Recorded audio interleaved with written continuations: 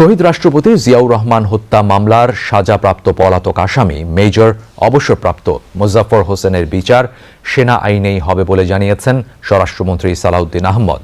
সোমবার পিলখানায় বিজিবি সদর দপ্তর পরিদর্শনে গিয়ে সাংবাদিকদের ব্রিফিংকালে তিনি কথা জানান। স্বরাষ্ট্রমন্ত্রী জানান, মিয়ানমার সীমান্তে কাঁটাতারের বেড়া দেওয়ার পরিকল্পনা রয়েছে সরকারের।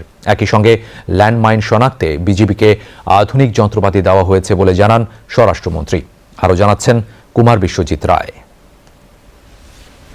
বর্ডার গার্ড বাংলাদেশের সদর দপ্তর পিলখানা পরিদর্শন করেছেন স্বরাষ্ট্রমন্ত্রী সালাউদ্দিন আহমদ। সেখানে বিজিবির ঊর্ধ্বতন কর্মকর্তাদের সঙ্গে এক মতবিনিময় সভা অনুষ্ঠিত হয়। সভায় সীমান্তে সর্বোচ্চ সতর্কতা বজায় রেখে অবৈধ অনুপ্রবেশ, মাদক, অস্ত্র চোরাচালান ও মানব পাচার প্রতিরোধে আরও কার্যকর ভূমিকা পালনের নির্দেশনা দেন স্বরাষ্ট্রমন্ত্রী। একই সঙ্গে বাহিনীর শৃঙ্খলা, পেশাদারিত্ব এবং আধুনিক প্রযুক্তি ও গোয়েন্দা তথ্যের ব্যবহারেও গুরুত্ব আরোপ করেন তিনি।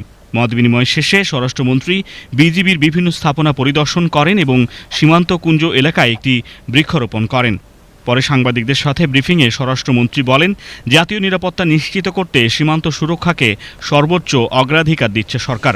ল্যান্ডমাইন ডিটেকশনের জন্য আমরা কিছু যন্ত্রপাতি মাইন খুঁজে বের করার জন্য মাইন ডিটেকশনের জন্য যে যন্ত্রপাতিগুলো আমরা সংগ্রহ করি ইতিমধ্যে বিজেপির কাছে আমরা দিয়েছি। বিজেপি সদস্যরা সেটা কাজ করছে যাতে মাইন দুর্ঘটনা না হয়। আর তিনি মায়ানমার সীমান্তটা আমাদের জন্য এখন খুবই ভালনারেবল হয়েছে বিভিন্ন কারণে।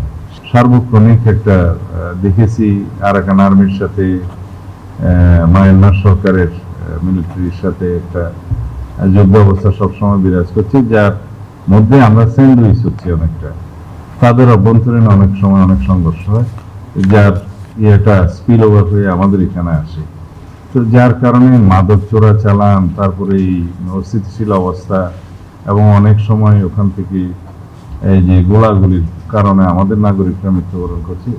সেই জন্য এগুলো সব অ্যাড্রেস করার জন্য আমরা এখনো পুরোপুরি ফাইনাল সিদ্ধান্তে যাইনি, তবে আমাদের প্রস্তাব আছে যে আমরা সেখানে কাঁটাতারের বেড়া নির্মাণ করতে চাই 109 কিলোমিটার।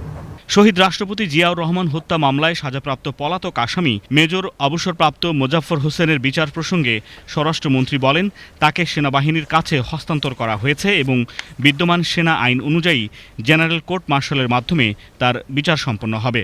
আগে যারা একই মামলায় শহীদ রাষ্ট্রপতি জিয়াউর রহমানের হত্যা মামলায় কনভিক্টেড হয়েছে বা এক্সিকিউটেড হয়েছে, সেই রায় অনুসারে তার মধ্যে তার বিষয়ে কোনো ফাইন্ডিংস আসে কিনা সেটা সেই জেনারেল কোর্ট মার্শাল দেখবে সেই আইনে।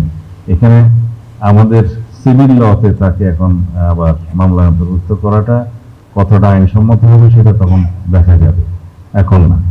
এ সময় ভারত থেকে বাংলাদেশে পুশইনের অভিযোগ নাকচ করে দিয়ে তিনি বলেন, অবৈধভাবে কাউকে দেশে প্রবেশ করার সুযোগ দেওয়া হয়নি। একই সঙ্গে বিজিবির জনবল, আধুনিক সরঞ্জাম ও চিকিৎসা সেবা উন্নয়নে প্রয়োজনীয় উদ্যোগ নেওয়ার আশ্বাস দেন স্বরাষ্ট্রমন্ত্রী।